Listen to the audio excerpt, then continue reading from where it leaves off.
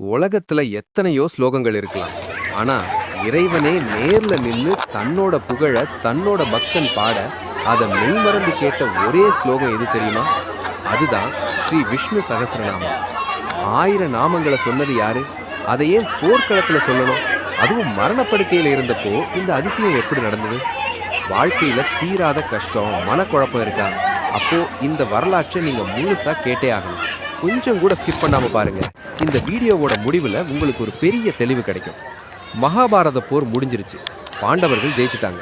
ஆனா தருமரான யுதிஷ்டிரருக்கு மனசுல நிம்மதியே இல்லை. சொந்த உறவுகளையே கொன்று ஆட்சிக்கு வந்துட்டோமேங்கிற பாவம் அவரை வாட்டி வதைச்சது. அப்போ தருமருக்கு வழி காட்டுறதுக்காக ஸ்ரீ கிருஷ்ணர் அவரை கூட்டிக்கிட்டு குருஷேத்திர போர்க்களத்துக்கு போறார். அங்கே உடம்பு முழுக்க அம்புகள் தைக்க அம்பு படுக்கையில படுத்திருக்கார் பீஷ்ம பிதாமகர். உயிர் பெரியறதுக்காக உத்தராயண புண்ணிய காலத்துக்காக காத்துக்கிட்டு இருக்கார்.